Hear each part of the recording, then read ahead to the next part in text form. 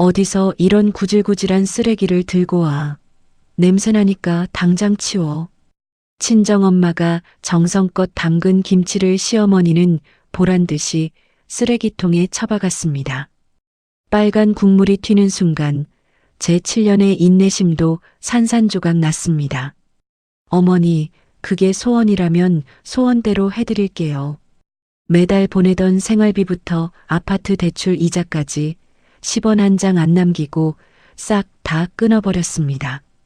딱 일주일 뒤 기세등등하던 시어머니가 제 발 앞에 엎드려 울고불고 난리가 났는데요.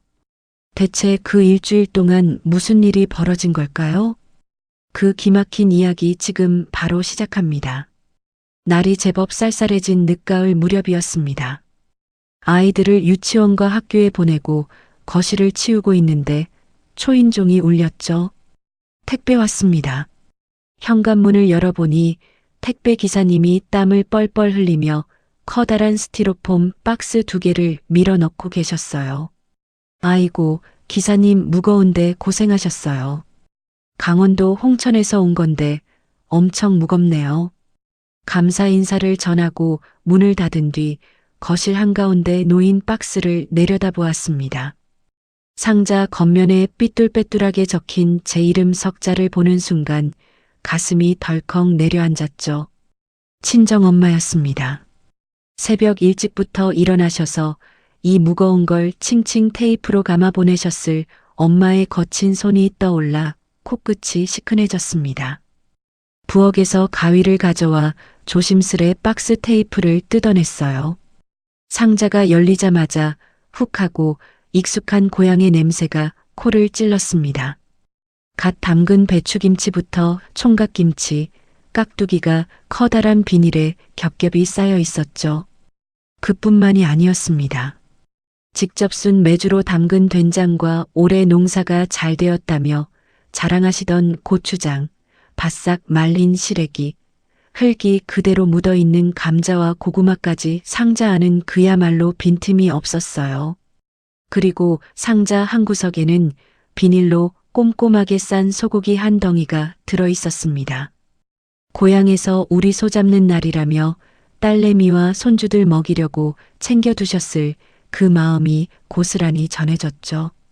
물건들을 하나씩 꺼내는데 박스 바닥에서 꼬깃꼬깃하게 접힌 메모지 한 장이 툭 떨어졌습니다. 달력 뒷면을 찢어 꾹꾹 눌러 쓴 엄마의 글씨였어요. 서영아, 날이 추워진다. 아들이랑 딸이랑 따뜻한 거 해먹어라. 엄마가 고추장 오래 잘 됐다. 시어머님도 좀 갖다 드려라.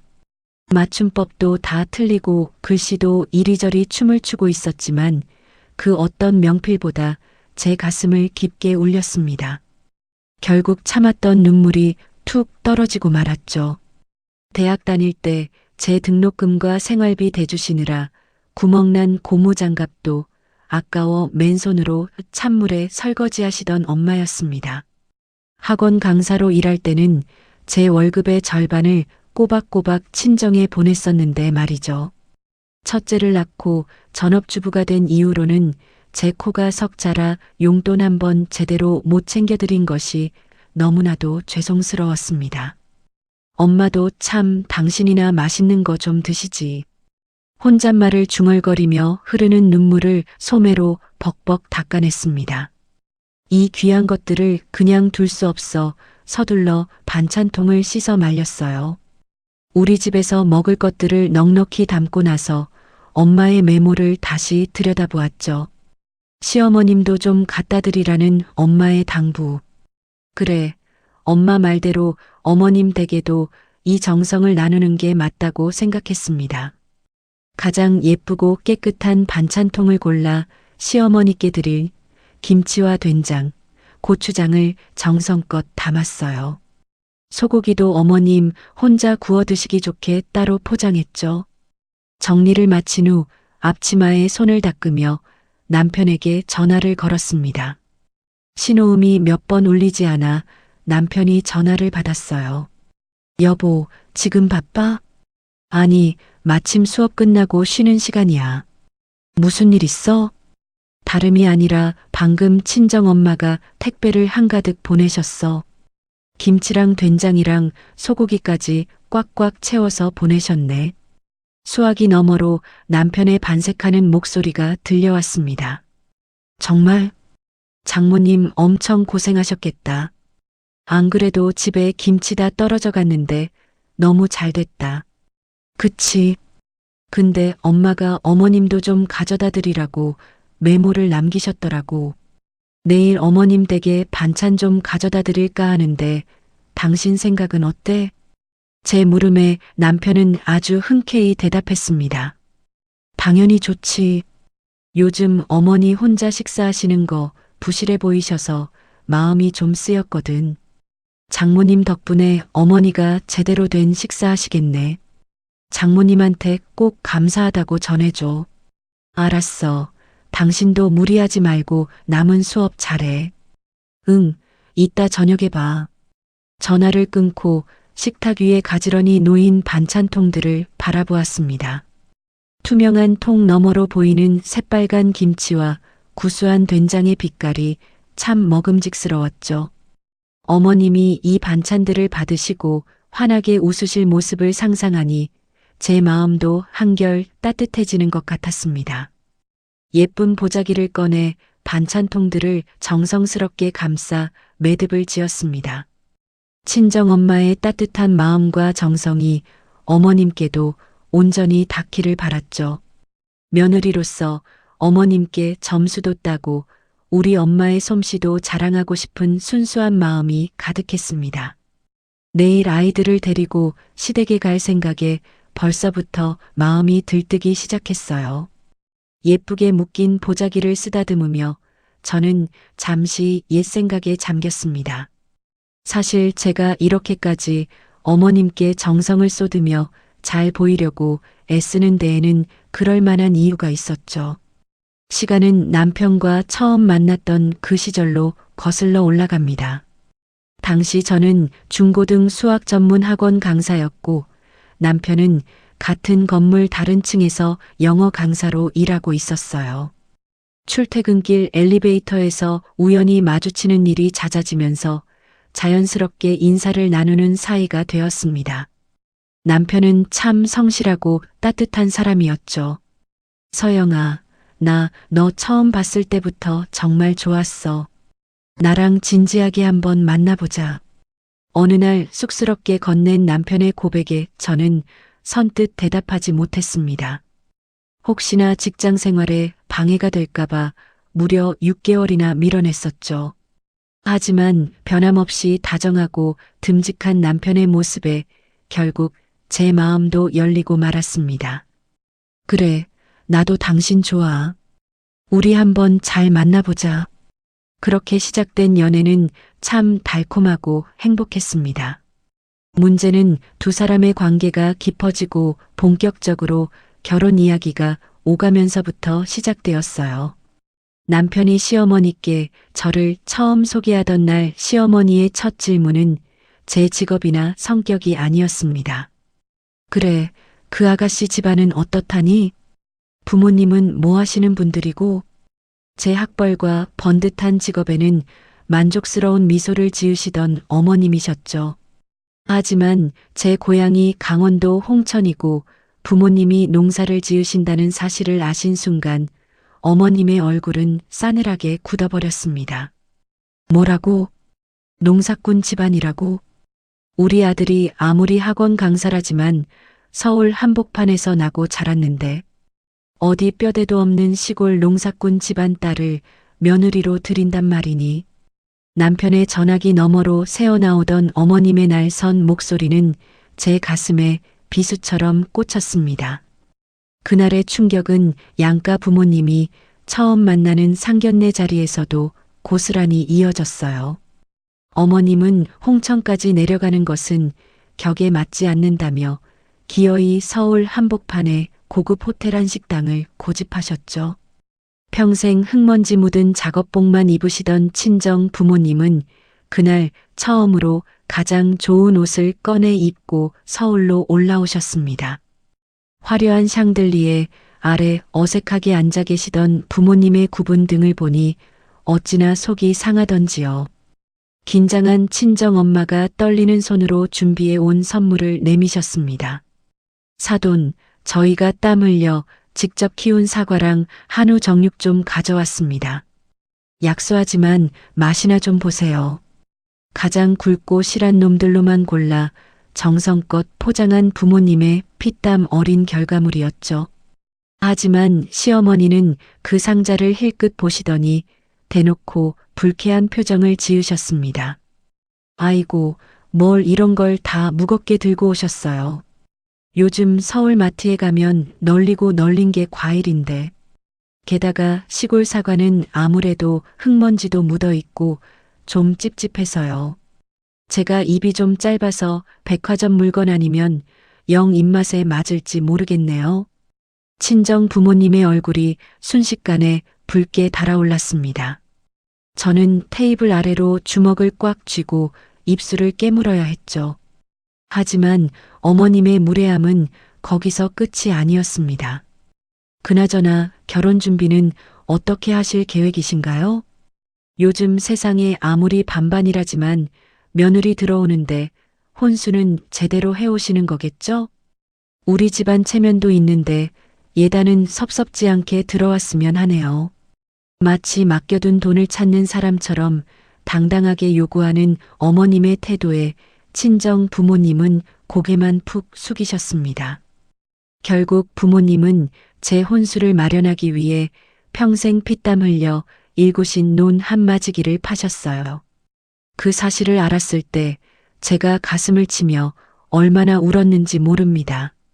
친정 부모님의 피 같은 돈으로 해간 예단과 혼수 앞에서도 어머님은 끝내 만족하지 않으셨죠. 저는 그때마다 속으로 수백 번 수천 번 다짐했습니다. 그래, 내가 더 잘하면 될 거야. 결혼해서 남편 내조 잘하고 어머님께 싹싹하게 며느리 노릇 잘하면 언젠가는 내 진심을 알아주시겠지. 우리 부모님 귀한 줄도 아시게 될 날이 올 거야. 그렇게 이를 악물고 참아온 지 벌써 7년이라는 세월이 흘렀습니다. 하지만 안타깝게도 저의 그 간절한 바람은 아직까지도 이루어지지 않았죠. 식탁 위에 놓인 예쁜 반찬 보자기를 보며 저는 깊은 한숨을 내쉬었습니다. 그래도 이번만큼은 어머님이 친정엄마의 정성을 조금이라도 알아주시길 바랐습니다. 내일은 예쁘게 웃으며 이 반찬들을 들고 어머님을 찾아뵐 생각입니다. 다음 날 아침이 밝았습니다. 밤새 잠을 설쳤지만 일찍 일어나 아이들 옷을 단정하게 입히고 어제 예쁘게 포장해 둔 반찬 보따리를 챙겼죠. 양손에 꽉 차는 묵직한 무게감이 오히려 제 마음을 든든하게 채워주는 것 같았습니다. 하은아, 시우야, 오늘 할머니 댁에 가서 예쁘게 인사 잘해야 해. 네, 엄마. 할머니한테 외할머니가 주신 고기 빨리 구워달라고 할 거야.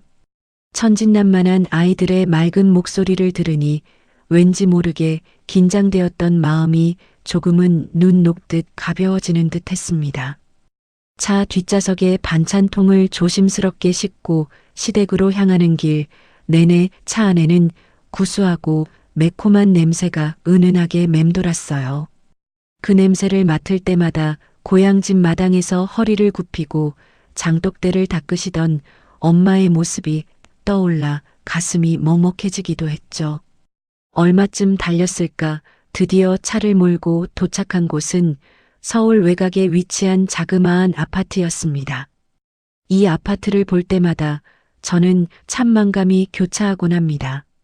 남편이 은행 대출을 영혼까지 끌어모으고 제가 학원 강사 시절 입을 것 안 입고 먹을 것 안 먹어가며 밤낮 없이 일해 모은 돈을 보태서 마련해드린 어머님의 소중한 보금자리였으니까요. 그렇게 우리 부부의 피땀이 서린 곳이기에 올 때마다 더 애틋하고 잘해드리고 싶은 마음이 컸습니다. 익숙하게 현관문 비밀번호를 누르고 들어가니 어머님이 거실 소파에 비스듬히 앉아 텔레비전을 보고 계셨습니다. 어머니, 저희 왔어요. 할머니, 안녕하세요. 할머니 보고 싶었어요. 아이들이 쪼르르 달려가 품에 안기자 텔레비전에만 고정되어 있던 어머님의 시선이 그제야 아이들을 향하며 옅은 미소를 지으셨습니다. 오냐, 내 똥강아지들 왔니? 그런데 넌 양손에 뭘 그렇게 바리바리 싸들고 온 게냐? 어머님의 예리한 시선이 제가 들고 있는 커다란 보따리로 향했습니다. 저는 최대한 밝고 상냥한 목소리로 웃으며 식탁 위에 보따리를 풀기 시작했어요. 겹겹이 싼 보자기를 풀자 정갈하게 담긴 반찬통들이 고운 자태를 드러냈죠.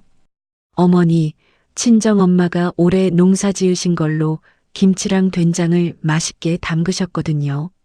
날씨 추워지는데 어머니 혼자 식사 챙기시는 거 걱정되신다고 넉넉히 챙겨주셔서 당장 가져왔어요. 저희 집 소 잡은 김에 소고기도 연한 부위로 조금 보내셨고요. 입맛 없으실 때 맛있게 구워 드시고 찌개도 끓여 드세요. 제 말이 채 끝나기도 전에 어머님이 소파에서 몸을 일으켜 식탁 쪽으로 다가오셨습니다. 그러고는 가장 위에 놓여있던 된장통의 뚜껑을 확 열어 젖히셨죠. 바로 그 순간이었습니다. 어머님이 코를 잔뜩 찡긋하시더니 이내 미간을 팍 찌푸리며 고개를 휙 돌리셨어요. 아이고, 대체 이게 무슨 냄새야? 냄새가 왜 이렇게 퀴퀴하고 이상해? 시골 음식은 아무래도 위생이 영 미덥지가 않아서 찝찝하단 말이지. 손사래까지 치며 뒤로 물러서시는 어머님의 과장된 행동에 제 얼굴이 순식간에 화끈 달아올랐습니다. 어머니, 엄마가 새벽부터 일어나서 얼마나 정성껏 담그신 건데요. 장독대 독도 가마솥에 푹푹 삶아서 소독하고 먼지 하나 안 들어가게 깨끗하게 하셨어요. 제 간절한 변명에도 어머님은 들은 채 만체하며 이번엔 노골적으로 얼굴 전체를 구기셨습니다. 아이고, 이 꼬랑내 나는 된장 냄새 좀 봐라. 이런 걸 도대체 어떻게 사람 입에 넣고 먹으라고 가져온 게냐? 요즘 세상에 깔끔하게 대형마트에서 포장된 거 사 먹지 누가 청승맞게 이런 걸 집에서 담가 먹어. 아파트에 냄새 배겠다. 빨리 뚜껑 닫아라. 가슴속 깊은 곳에서부터 뜨거운 불길이 확 치솟아 오르는 것만 같았습니다.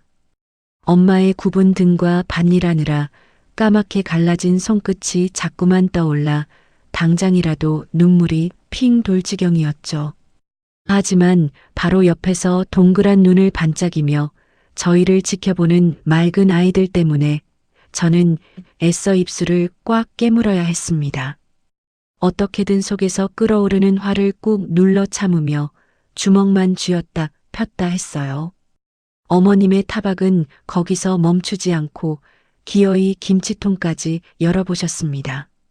양념 꼬라지는 또 왜 이 모양이래.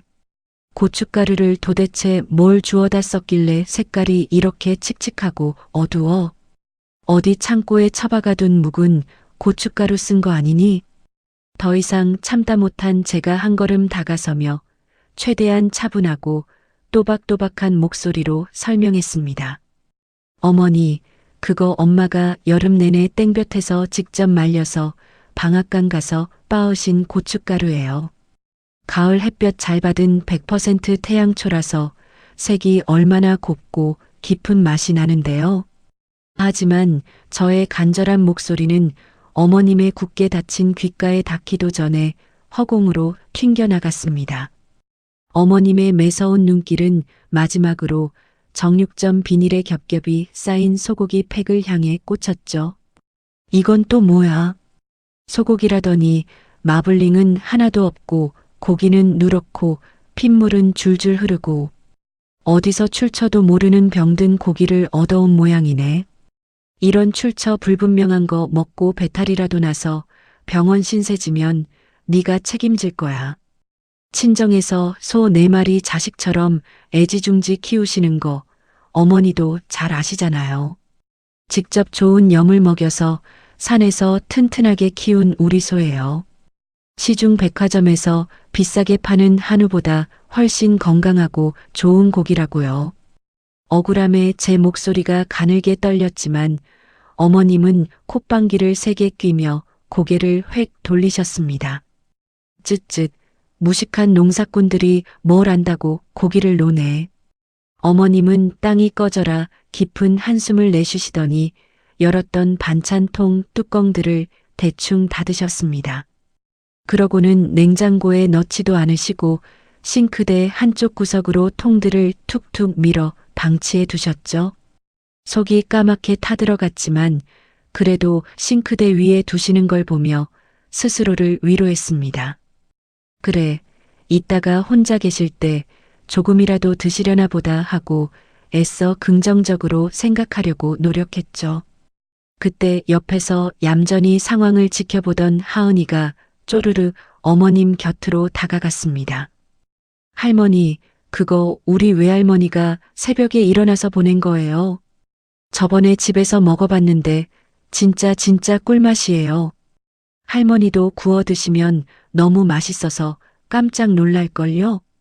하은이의 티 없이 해맑은 목소리에 어머님은 그제야 억지로 입꼬리를 올리며 하은이의 머리를 쓰다듬으셨어요. 그래 알았다. 우리 똑똑한 하은이가 맛있다고 하니 참 다행이구나. 입으로는 다정하게 손녀를 챙기는 척 말씀하셨지만 하은이를 내려다보는 어머님의 두 눈빛은 한겨울 얼음장처럼 차갑기만 했습니다.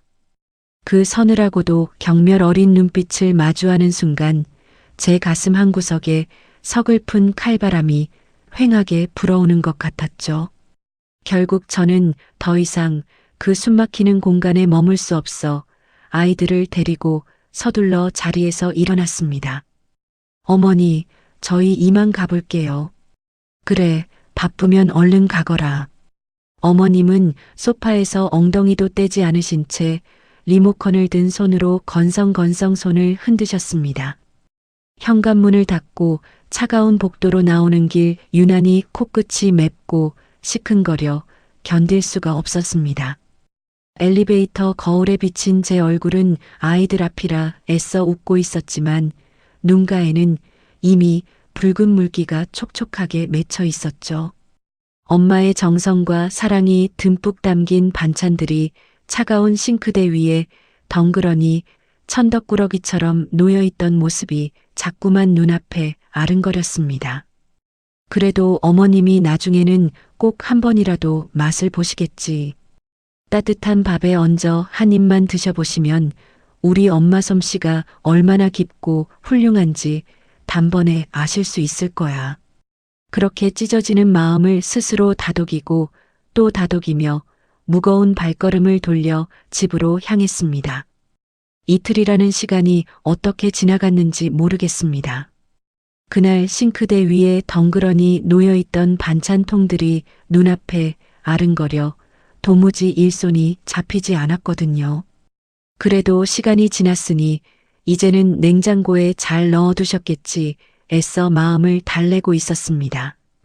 그러던 참에 마침 시댁에 다시 들러야 할 일이 생겼어요.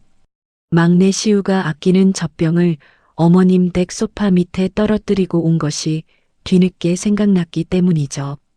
아이들이 어린이집과 학교에 간 오전 시간이라 발걸음을 서둘렀습니다. 어머님 댁 앞에 도착해 초인종을 여러 번 눌렀지만 안에서는 아무런 인기척이 없었어요. 외출하셨나 싶어 발길을 돌리려다가 혹시나 하는 마음에 평소 알고 있던 현관문 비밀번호를 꾹꾹 눌렀습니다. 띠리릭 하는 경쾌한 기계음과 함께 무거운 철문이 스르륵 열렸죠. 어머니, 저 왔어요. 신발을 벗으며 작게 불렀지만 집안은 묘하게 고요했습니다. 그런데 거실을 지나 주방 쪽으로 다가서려던 찰나 안방 문틈 사이로 어머님의 목소리가 새어나왔어요.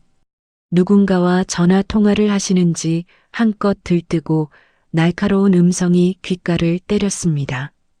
아이고 영자야, 너는 며느리 친정이 번듯하고 돈도 많아서 참 좋겠다. 우리 며느리는 강원도 깡촌 시골 농사꾼 집 딸내미라서 맨날 이상한 것만 잔뜩 싸들고 와. 제 귀를 의심했습니다. 그 자리에 벼락이라도 맞은 것처럼 발걸음이 딱 얼어붙고 말았죠. 그저께도 김치니 된장이니 바리바리 싸들고 왔는데 냄새가 어찌나 지독하게 나던지 몰라. 아파트 전체에 그 촌스러운 냄새가 진동을 해서 내가 창문을 다 열어놓고 환기를 시켰다니까. 그래서 어떻게 했냐고? 어쩌긴 뭘 어째. 내가 그걸 어떻게 입에 넣어. 냄새나는 거 싹 다 쓰레기 봉투에 싸서 미련 없이 버렸지. 심장이 쿵하고 바닥으로 곤두박질 치는 것 같았습니다. 엄마가 새벽 4시부터 일어나 허리 한번 제대로 못 펴고 담그셨을 그 귀한 김치였습니다. 가을 햇볕에 며칠을 말리고 정성스레 빻은 고춧가루로 버무린 우리 엄마의 피땀이었어요. 그 모든 정성과 사랑이 하루아침에 악취나는 쓰레기 취급을 받으며 처참하게 버려졌습니다. 그 순간 안방에서 통화를 마치고 나오시던 어머님과 딱 마주치고 말았습니다. 어머님은 주방에 서 있는 저를 발견하시고는 화들짝 놀라며 뒷걸음질을 치셨죠. 아니, 너 언제 온 게냐? 남의 집에 올 때는 미리 노크를 하고 들어와야지. 어디서 배운 버르장머리 없이 몰래 숨어 들어와. 당황한 기색이 역력했지만 어머님은 이내 특유의 날선 목소리로 저를 윽박지르기 시작하셨습니다. 어머니, 정말 우리 엄마가 보내신 거 다 쓰레기통에 버리신 거예요? 목소리가 형편없이 떨려 나왔지만 제 두 눈은 어머님을 똑바로 향하고 있었습니다. 어머님은 잠시 시선을 피하며 머뭇거리시더니 이내 오히려 더 큰 소리를 치며 당당하게 나오셨죠. 그래, 버렸다 어쩔래. 온 집안에 냄새가 진동을 하는데 이 새 아파트에 그런 구질구질한 걸 어떻게 들여놓아? 내가 그런 촌스러운 음식이나 주워 먹고 살 만큼 못 먹고 못 사는 사람인 줄 아니? 내 친정이 그 모양 그 꼴이니까 맨날 그런 거나 보냈지. 무식한 농사꾼이 뭘 안다고. 다시는 내 집에 그런 구질구질하고 냄새나는 쓰레기 가져오지 마라. 그 잔인한 폭언들이 귓가에 울려 퍼지는 순간 제 눈에서 굵은 눈물방울이 툭 하고 떨어졌습니다. 하지만 이 눈물은 결코 서러움이나 슬픔의 눈물이 아니었어요. 뼛속까지 끓어오르는 지독한 분노, 그리고 친정엄마에 대한 사무치는 죄송함이 뒤섞인 뜨거운 불덩이였습니다. 딸 자식 시댁에 기죽지 말라고 더 넉넉히 담아 보내신 엄마의 그 따뜻한 마음을 이렇게 무참히 짓밟다니요. 저는 더 이상 어머님께 변명도 애원도 하지 않았습니다. 어디 시어미가 말을 하는데 대답도 없이 그냥 가. 너 정말 가정교육을 어떻게 받은 거냐?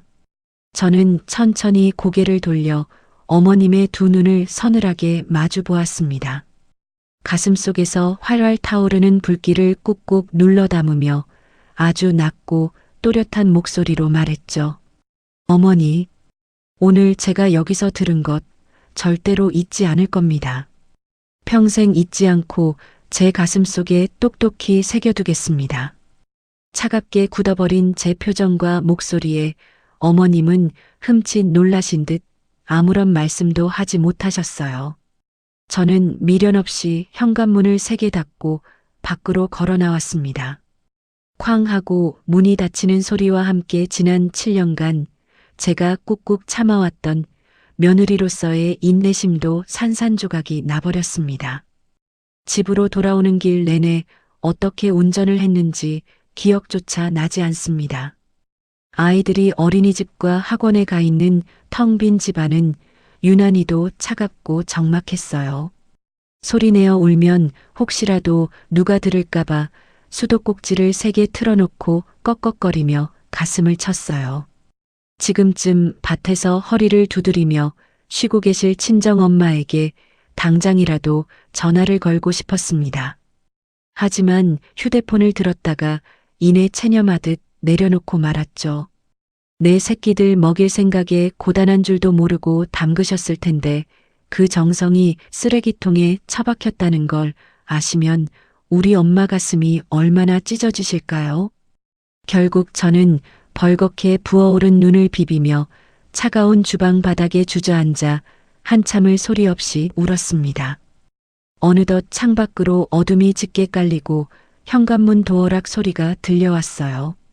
퇴근한 남편이 거실로 들어서다 불도 켜지 않은 주방에 우두커니 앉아있는 저를 보고 깜짝 놀라 다가왔습니다. 여보, 여기서 뭐해?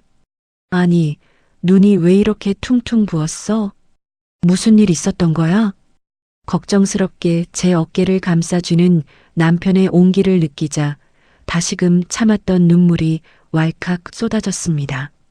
저는 떨리는 목소리를 애써 진정시키며 낮에 시댁에서 있었던 일을 하나도 빠짐없이 털어놓았어요. 엄마가 보낸 음식들이 쓰레기 봉투 안에서 어떻게 나뒹굴고 있었는지, 어머님이 제게 어떤 모진 말들을 쏟아내셨는지 전부 다 말입니다. 제 이야기를 가만히 듣고 있던 남편의 얼굴에 당혹스러움과 믿을 수 없다는 표정이 교차했죠. 설마 어머니가 진짜로 그걸 다 쓰레기통에 버리셨다고? 아무리 그래도 장모님이 보내신 건데 어머니가 그렇게까지 하셨을 리가. 남편의 그 한마디에 제 가슴은 다시 한번 무너져 내렸습니다. 당신마저 내 말을 안 믿어주면 나 정말 이 집에서 숨도 못 쉬고 살아. 내가 거짓말이라도 지어내서 당신 어머니를 모함한다는 거야? 제 단호하고 절망적인 눈빛에 남편은 서둘러 고개를 저으며 주머니에서 핸드폰을 꺼냈습니다. 아니야, 내가 당신 말을 왜 안 믿어. 내가 지금 당장 어머니한테 전화해서 어떻게 된 건지 확실히 물어볼게.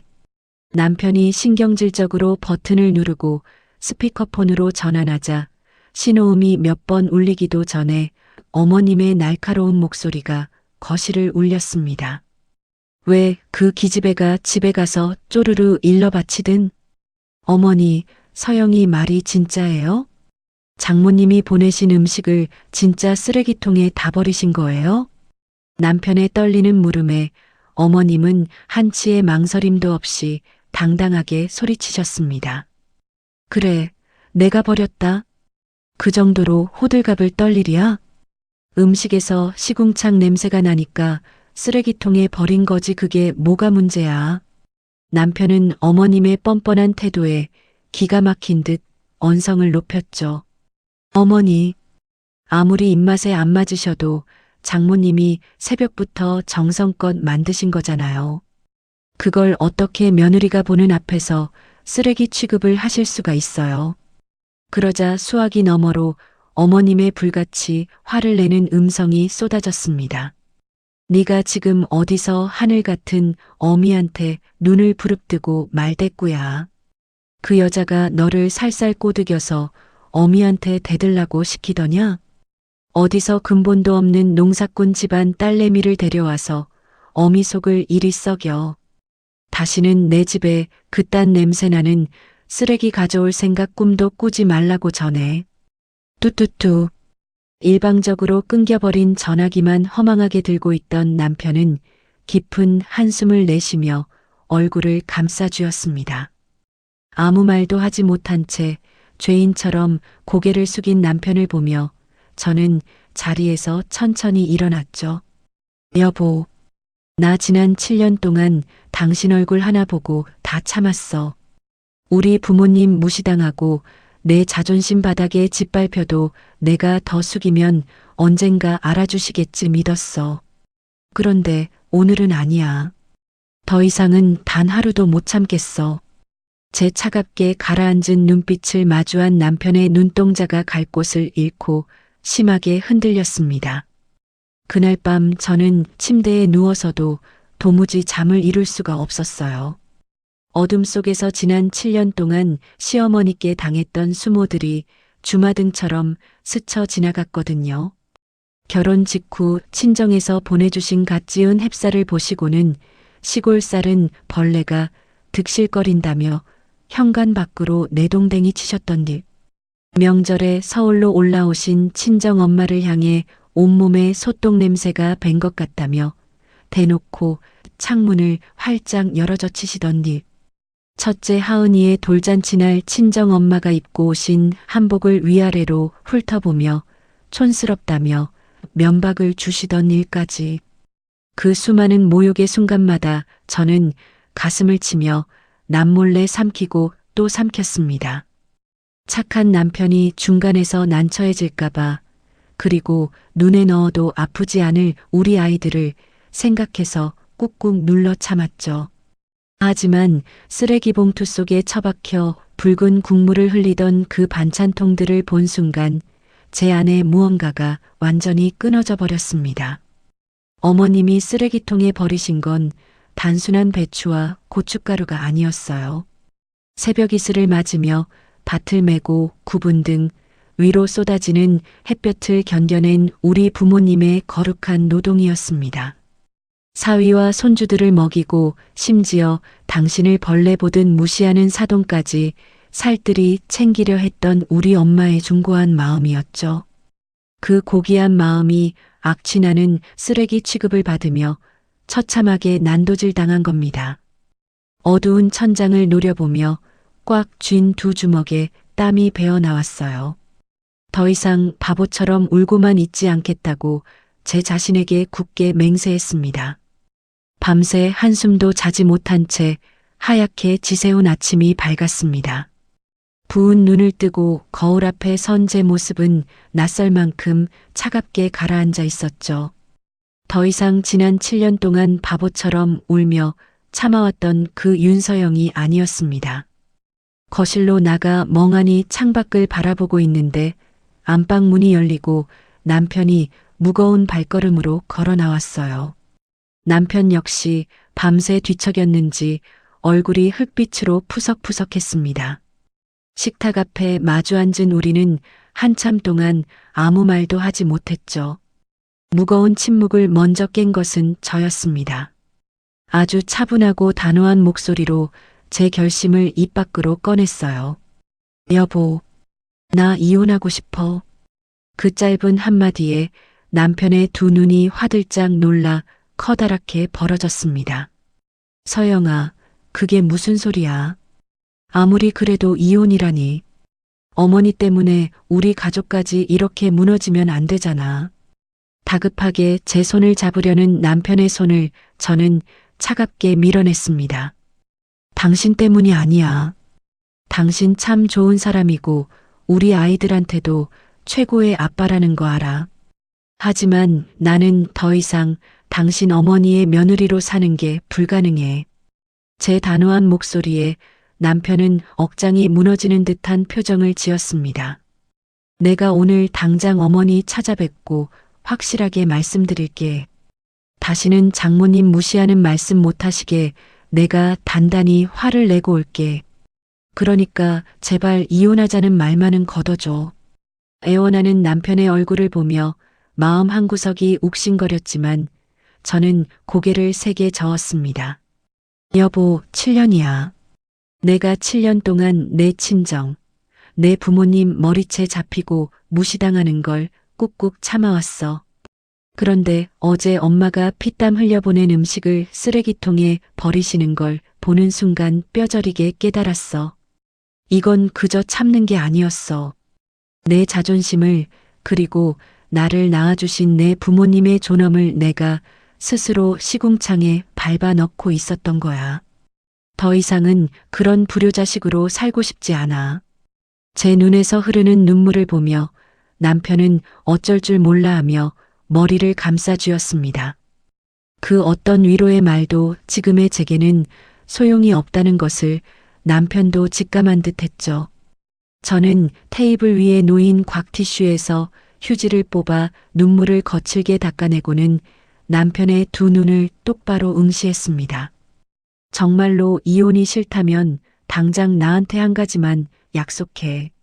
남편이 고개를 번쩍 들며 절박하게 물었습니다.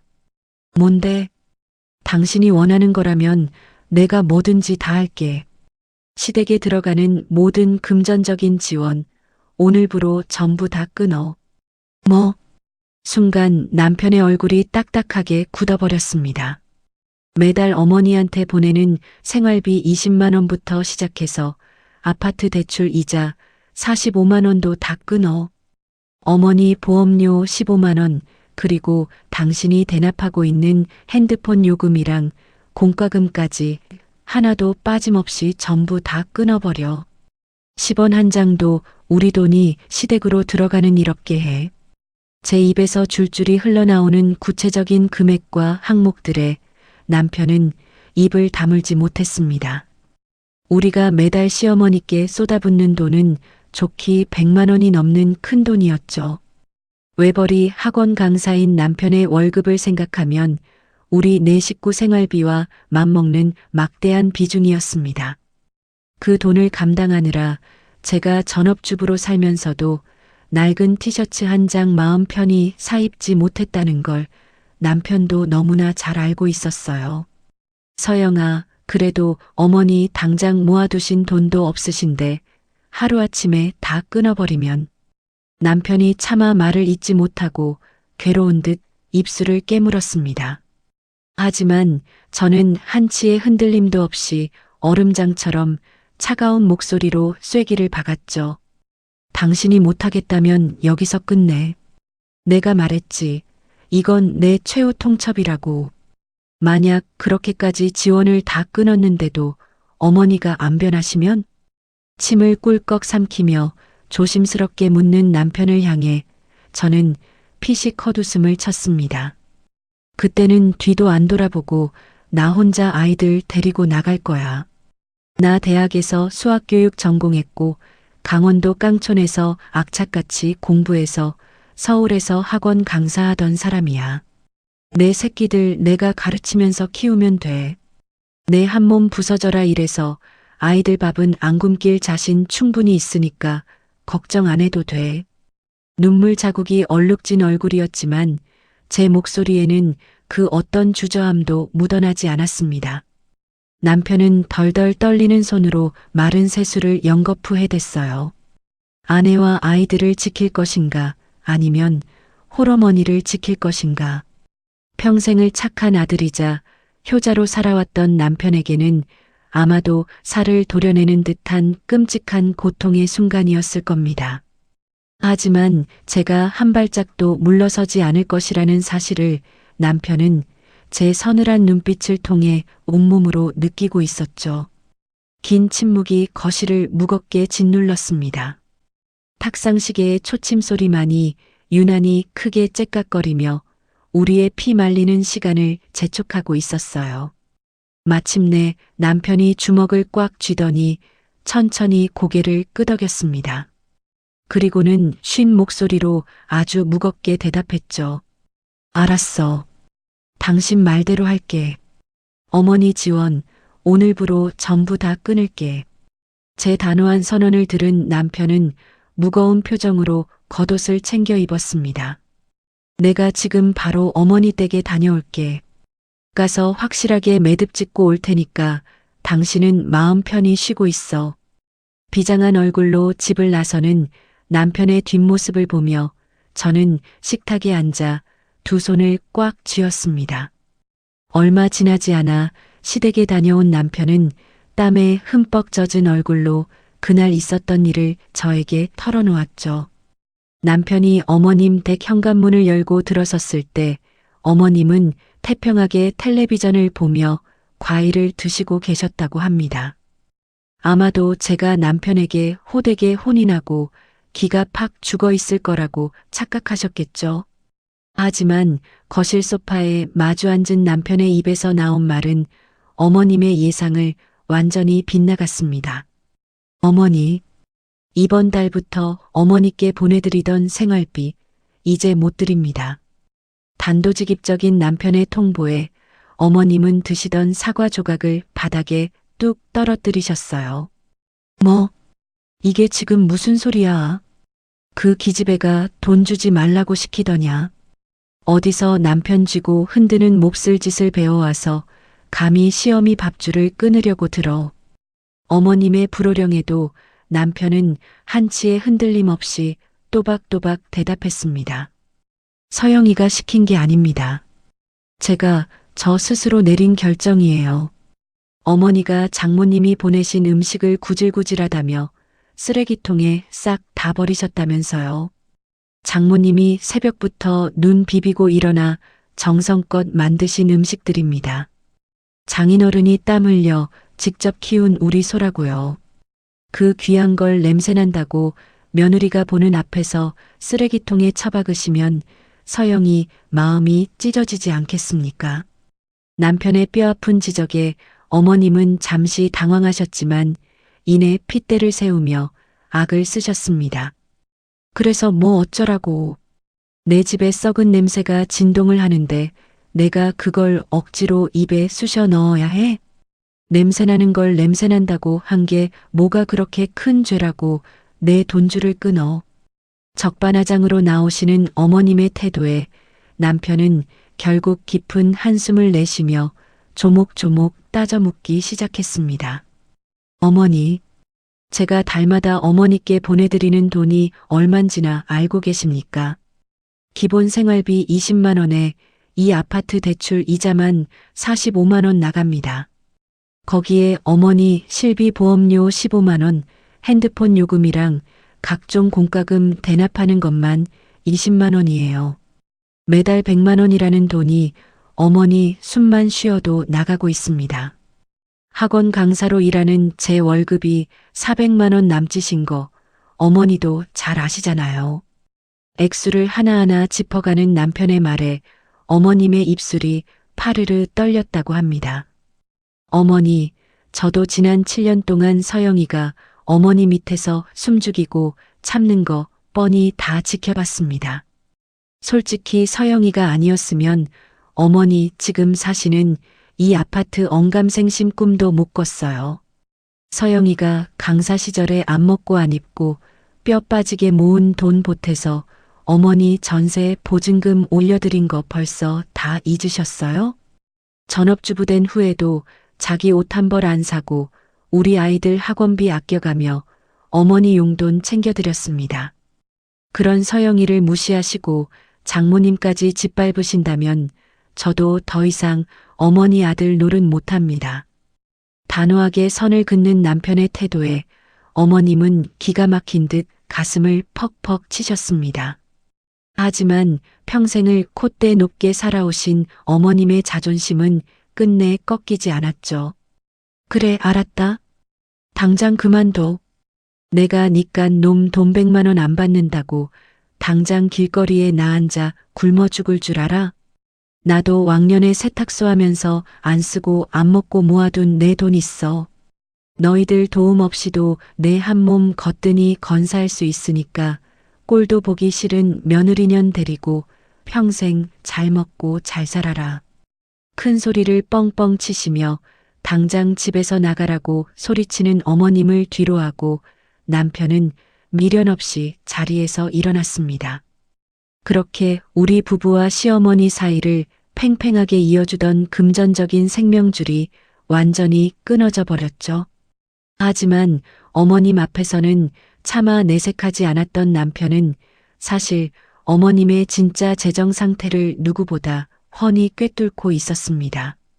어머님이 호기롭게 부르짖으셨던 세탁소 하면서 모아둔 돈이라는 건 사실 세 발의 피도 안 되는 수준이었거든요. 세탁소 문을 닫으신 지도 벌써 15년이나 훌쩍 지난 데다가 평소 체면 칠해하느라 씀씀이가 해푸셔서 남은 노후 저축이라고는 통장에 있는 840만 원이 전부였습니다. 당장 다음 달부터 아파트 대출 이자와 비싼 관리비, 공과금과 생활비를 어머님 혼자 힘으로 전부 내셔야 하는데 그깟 840만 원으로는 반년도 채 버티지 못할 게 불보다 뻔했죠. 자신의 처지를 까맣게 모른 채 그저 자존심 하나만 내세우며 큰 소리를 치셨던 어머님. 과연 어머님의 그 맹랑한 호기가 며칠이나 갈 수 있을지 저는 아주 차갑게 가라앉은 마음으로 지켜볼 작정이었습니다. 남편이 시댁의 발길을 뚝 끊어버린 지 어느덧 일주일이라는 시간이 흘렀습니다. 그동안 남편의 핸드폰은 단 한 번도 울리지 않았죠.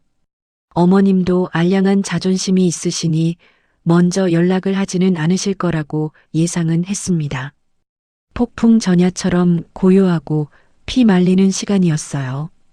과연 그 숨막히는 일주일 동안 텅 빈 아파트에 홀로 남겨진 어머님은 어떤 시간을 보내고 계셨을까요?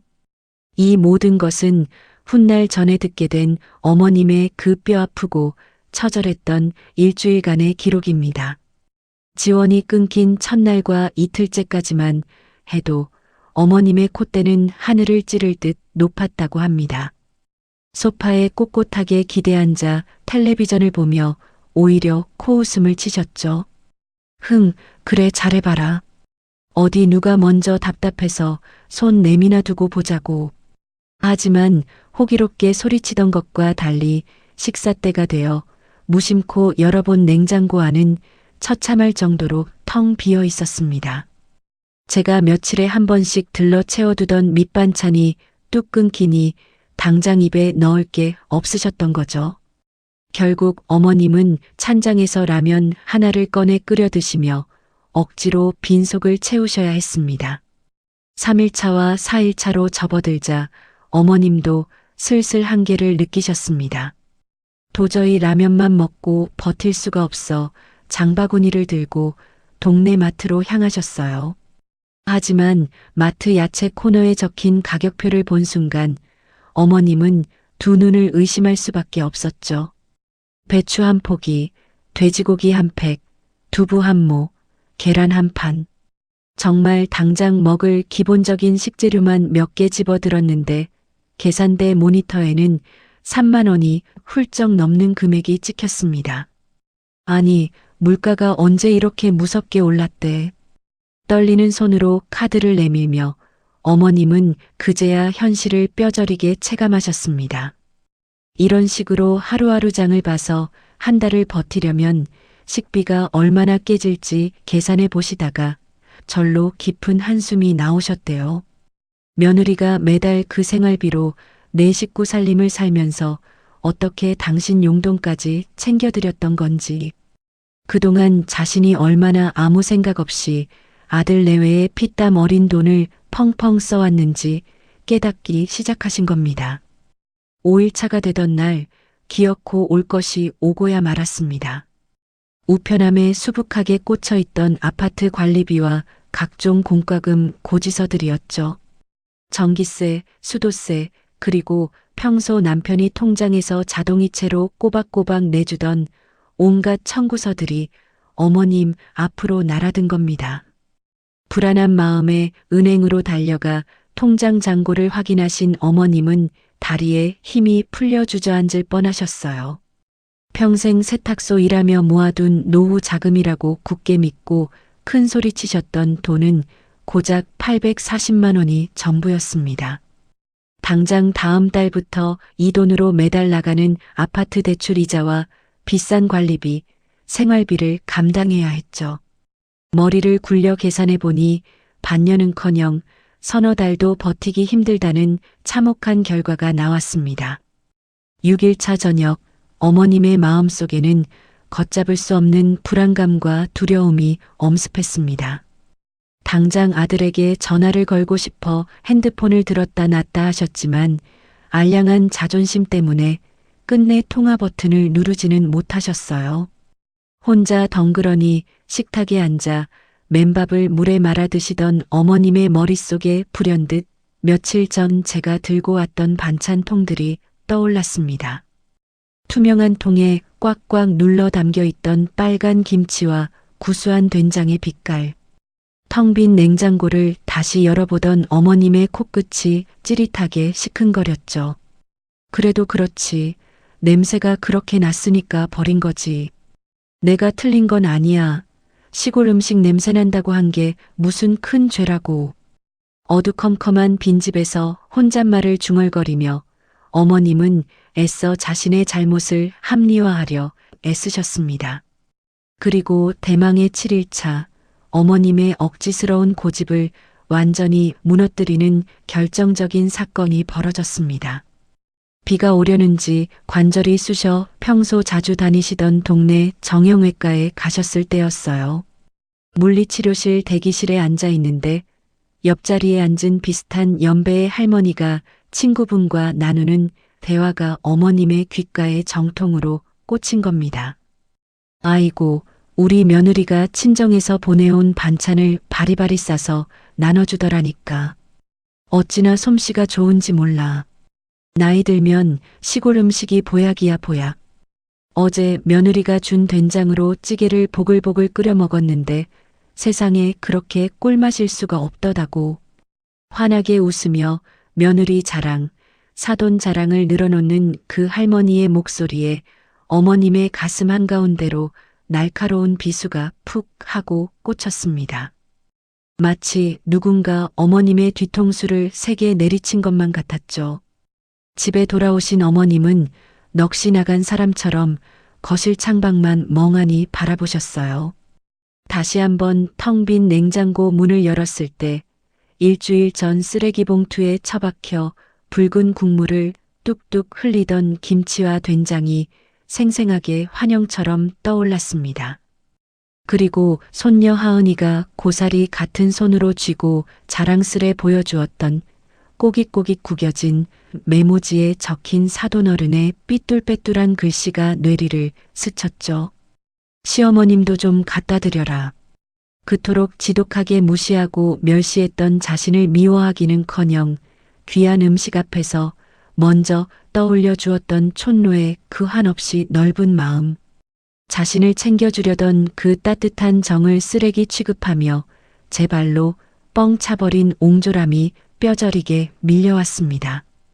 어머님의 구분 등 위로 마침내 뜨거운 눈물방울이 툭 하고 떨어져 내렸습니다. 그렇게 피 말리는 일주일이 지나고 드디어 고요하던 남편의 핸드폰이 울렸습니다. 발신자 화면에 뜬 어머님의 이름을 보는 순간 제 심장도 덩달아 빠르게 뛰기 시작했죠. 남편은 깊은 숨을 한번 내쉬더니 저와 눈을 맞추고는 스피커폰으로 통화 버튼을 눌렀습니다. 전화가 연결되자마자 앙칼지고 날 선 어머님의 목소리가 거실을 쩌렁쩌렁 울렸어요. 네가 감히 어미한테 이럴 수가 있어. 어떻게 핏줄을 자르고 천륜을 저버리겠다는 말을 그렇게 쉽게 해. 여전히 펄펄 뛰며 화를 내시는 어머님의 목소리에 저는 속으로 씁쓸한 한숨을 삼켰습니다. 일주일이라는 시간 동안에도 어머님의 알량한 자존심은 조금도 꺾이지 않으셨던 모양이었죠. 하지만 남편의 반응은 이전과는 완전히 달랐습니다. 당황하거나 변명하려 애쓰지 않고 아주 차갑고 단호한 목소리로 대답했어요. 어머니가 끝까지 변하지 않으시면 저도 더 이상은 방법이 없습니다. 서영이가 저와 이혼하겠다고 합니다. 그 순간 전화기 너머로 들려오던 어머님의 거친 숨소리가 뚝 하고 멎었습니다. 폭풍우처럼 몰아치던 어머님의 분노가 한순간에 얼어붙은 듯 무거운 정막이 흘렀죠. 잠시 후 다시 들려온 어머님의 목소리는 눈에 띄게 파르르 떨리고 있었습니다. 이혼? 그게 지금 대체 무슨 소리야? 부부 사이가 애들 장난도 아니고 이혼을 하다니. 그럼 우리 손주들은? 눈에 넣어도 안 아플 우리 하은이랑 시우는 어쩌고. 손주들의 이름을 부르는 어머님의 음성에는 숨길 수 없는 당혹감과 두려움이 짙게 배어 있었어요. 남편은 흔들리는 어머님의 목소리에도 아랑곳하지 않고 쐐기를 박듯 묵직하게 말을 이어나갔습니다. 어머니, 서영이는 진심입니다. 그리고 솔직하게 말씀드리면 저 역시 이번 일만큼은 완벽하게 서영이 편입니다. 단 한 번도 자신을 거스른 적 없던 착한 아들의 입에서 나온 폭탄 선언에 어머님은 아무런 대답도 하지 못하셨습니다. 서영이가 없었으면 저는 어머니 생활비 감당할 능력도 안 되는 놈입니다. 서영이가 제 쥐꼬리만 한 월급으로 살림하고 애들 키우고 10원 한 장까지 살뜰하게 아꼈어요. 그렇게 피를 말리며 아내 역할을 해줬기 때문에 제가 그나마 어머니 모시고 살 수 있었던 겁니다. 저 혼자 벌어서는 어머니 아파트 대출금은커녕 제 앞가림하기도 벅차요. 남편의 입에서 터져나오는 그동안의 진심에 제 두 눈시울이 순식간에 붉게 달아올랐습니다. 남편은 태어나서 처음으로 어머니를 향해 자신의 모든 감정을 쏟아내고 있었어요. 장모님은 단 한 번도 어머니를 흉보거나 욕하신 적이 없습니다. 뭐 하나 좋은 게 생기시면 늘 시어머님도 좀 갖다 드려라, 시어머님 먼저 챙겨라 하셨던 분이에요. 어머니가 혼자서 그분을 무시하시고 짓밟으신 거지, 장모님이 어머니한테 조금이라도 잘못하신 건 하나도 없습니다. 어머니가 잘못하신 겁니다. 전화기 너머에서는 흑흑거리는 억눌린 울음소리만이 새어나올 뿐이었습니다. 남편은 더 이상 긴 말을 하지 않고 그대로 전화를 끊어버렸죠.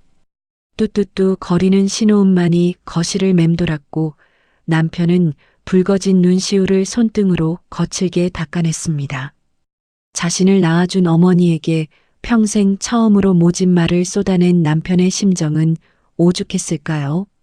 저는 조용히 다가가 남편의 어깨를 토닥여주는 것 외에는 아무것도 할 수 없었습니다. 그날 밤 어머님이 어떤 마음으로 홀로 밤을 지새우셨을지 저는 감히 짐작조차 할 수 없었죠. 하지만 다음날 아침 일찍 남편의 전화기가 다시 울렸을 때 저는 직감할 수 있었습니다. 전화를 받은 남편의 얼굴에 놀라움과 복잡한 감정이 빠르게 스쳐 지나갔거든요. 다시 스피커폰으로 연결된 전화기 너머의 목소리는 어제의 그 표독스럽던 어머님이 아니었습니다. 준혁아, 잔뜩 쉬어버린 마치 밤새 한숨도 자지 못하고 울기만 한 사람처럼 꽉 잠긴 목소리였죠. 어미가 서영이한테 할 말이 있다. 바쁘지 않으면 다 같이 집에 좀 올 수 있겠니? 힘겹게 한마디 한마디를 쥐어짜내는 어머님의 음성에는 그동안에 드높았던 자존심과 고집이 완전히 허물어져 있었습니다. 저는 남편과 조용히 시선을 교환하며 천천히 고개를 끄덕였어요. 드디어 7년이라는 길고 길었던 어둠의 터널 끝에 작은 빛이 보이기 시작하는 순간이었습니다. 주말 아침 남편과 아이들을 데리고 시댁으로 향하는 길은 여전히 발걸음이 무거웠습니다. 어머님이 부르셔서 마지못해 나선 길이긴 했지만 제 표정은 돌덩이처럼 차갑게 굳어 있었죠. 여보, 너무 긴장하지 마. 어머니가 분명히 사과하시려고 부르신 걸 거야. 운전대를 잡은 남편이 제 눈치를 살피며 조심스럽게 위로를 건넸지만 저는 아무런 대답도 하지 않았습니다. 지난 7년 동안 겹겹이 쌓인 상처가 어머님의 전화 한 통에 눈 녹듯 사라질 리가 없었으니까요. 아파트 현관문 앞에 서서 남편이 초인종을 눌렀습니다. 얼마 지나지 않아 도어락이 열리는 소리와 함께 문이 열렸어요. 문틈 사이로 얼굴을 내미신 어머님의 모습을 본 순간 저는 하마터면 헉하고 놀란 숨을 들이킬 뻔했습니다. 불과 일주일 사이에 사람이 반쪽이 된 것처럼 훌쩍 수척해지신 모습이었거든요. 푹 파인 뺨과 까칠해진 피부를 한 어머님은 저를 보자마자 파르르 입술을 떨기 시작하셨습니다. 거실로 들어서자마자 어머님은 소파에 앉지도 않으시고 제 앞에 우두커니 서셨어요. 그러고는 갑자기 제 앞으로 허리를 깊숙이 굽히셨습니다. 서영아, 내가 정말 잘못했다. 심장이 쿵하고 바닥으로 떨어지는 것 같았죠. 지난 7년이라는 세월 동안 단 한 번도 당신의 입으로 사과라는 걸 해본 적 없으신 분이었습니다. 그런 어머님이 지금 며느리인 제 앞에서 고개를 숙인 채 눈물을 뚝뚝 흘리고 계셨어요. 내 친정 어머니가 새벽부터 고생해서 만드신 그 귀한 걸 내가 천벌을 받을 짓을 했어. 그걸 쓰레기통에 내다 버리다니 내가 미쳤지. 그게 얼마나 큰 잘못인지 일주일 동안 텅 빈 집에서 혼자 밥을 끓여 먹으면서 뼈저리게 알았다. 어머님의 어깨가 어린아이처럼 들썩이고 있었습니다. 김치 한 포기 담그는 게 얼마나 허리가 끊어지는 일인지, 된장 한 통 쓰는 게 얼마나 오래 걸리고 힘든 일인지, 나는 평생 해본 적도 없어서 그것도 모르고 감히 냄새가 난다며 구질구질하다고 욕을 했어. 내가 무식하고 못나서 그 귀한 정성을 몰라봤다. 어머님이 소리내어 엉엉 우시자 곁에 있던 하은이가 깜짝 놀라 다가갔습니다. 할머니, 왜 우세요? 할머니 울지 마세요. 막내 시우도 어머님의 다리에 찰싹 매달려 어쩔 줄을 몰라 했죠. 어머님은 손주들의 머리를 쓰다듬으며 젖은 얼굴을 들어 저를 바라보셨습니다. 서영아, 내 친정 어머니한테 내가 직접 전화로 사죄드리마. 아니야, 사과를 전화로만 해서는 안 되지. 내가 홍천에 직접 내려가서 사돈어른 얼굴을 뵙고 사과드릴게. 내가 다 잘못했어. 내 친정을 무시한 것도, 훌륭하신 내 어머니를 함부로 대한 것도 몽땅 다 내 죄다.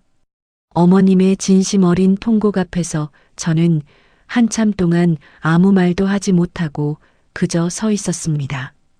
어느새 제 두 눈에서도 뜨거운 눈물이 하염없이 흘러내리고 있었죠. 꽉 쥐고 있던 주먹을 천천히 풀고 저는 마침내 굳게 닫혀있던 입을 열었습니다. 어머님, 저는 그저 어머님한테 잘 보이고 싶었어요. 훌륭한 며느리로 인정받고 싶어서 아등바등 노력했어요. 그런데 어머님은 단 한 번도 저를 이 집안의 며느리로 인정해 주신 적이 없으셨잖아요. 저는 지난 7년 동안 그게 제일 서럽고 아팠습니다. 제 목소리는 형편없이 갈라져 있었지만 그 안에 담긴 진심만큼은 선명하게 어머님께 닿았습니다. 어머님이 덜덜 떨리는 두 손으로 제 손을 꽉 맞잡으셨어요. 미안하다. 정말로 미안하다, 서영아. 뒤에 서 있던 남편도 조용히 고개를 돌려 소매로 눈물을 훔치고 있었습니다. 그날 오후 시댁에서 집으로 돌아온 저는 곧바로 친정엄마에게 전화를 걸었어요. 엄마, 나 홍천 갈게. 수육 먹고 싶다, 우리 딸. 얼른 와라. 그리고 엄마, 김치 좀 다시 담가줘. 응, 어머님 드릴 것도 같이 넉넉하게. 영문도 모르는 친정엄마는 수화기 너머로 환하게 웃으시며 대답하셨죠. 그래, 알았다. 이번에는 우리 딸내미 좋아하는 깍두기도 더 많이 담가줄게. 그리고 정확히 2주 뒤 어머님은 정말로 남편의 차를 타고 처음으로 홍천에 내려가셨습니다.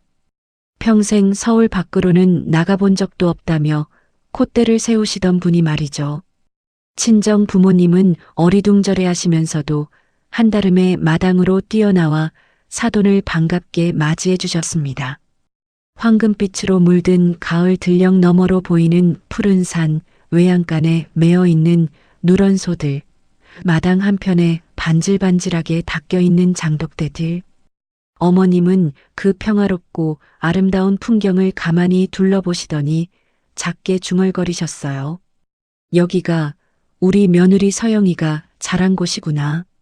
점심시간이 되자 친정엄마가 평상 위에 커다란 상을 펴고 밥을 차려 내오셨습니다.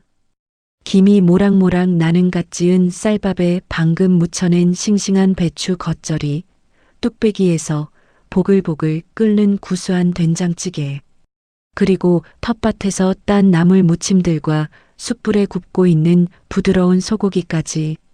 결코 화려한 호텔 식당의 밥상은 아니었지만 그 어떤 만찬보다 따뜻한 정성이 가득한 밥상이었습니다. 어머님은 조심스럽게 숟가락을 들어 된장찌개를 한 입 떠서 입에 넣으셨습니다.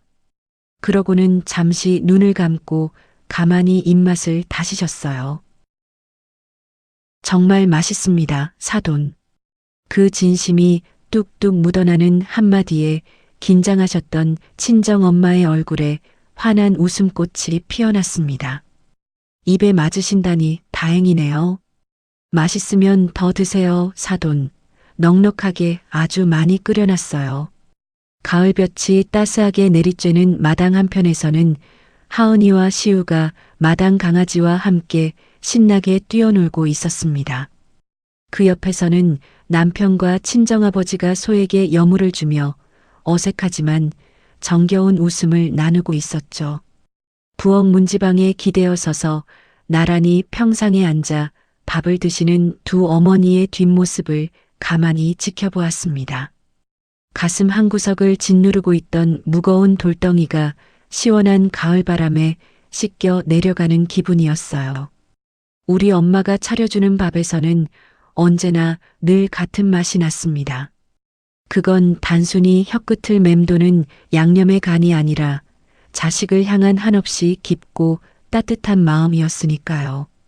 그 마음을 알아주기까지 꼬박 7년이라는 아픈 시간이 걸렸습니다. 하지만 어머님도 마침내 그 진짜 맛을, 그 숭고한 마음을 온전히 알아주시는 날이 왔습니다. 그거면 충분합니다. 저는 이제 정말로 다 괜찮아졌습니다. 여러분, 오늘 서영 씨의 사연 어떻게 들으셨나요? 세상에서 가장 비싼 보약은 백화점의 명품 한우도 값비싼 영양제도 아닙니다.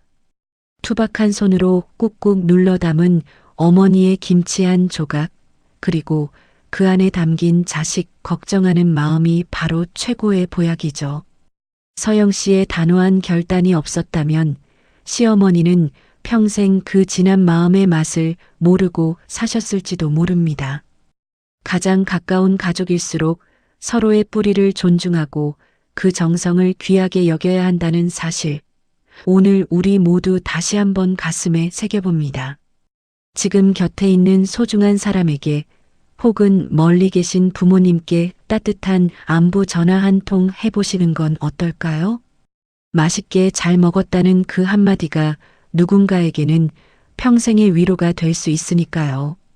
오늘 사연이 여러분의 마음을 울렸다면 구독과 좋아요 부탁드립니다. 여러분의 따뜻한 댓글은 저에게 큰 힘이 됩니다. 지금까지 시청해 주셔서 감사합니다. 건강하고 행복한 하루 보내세요.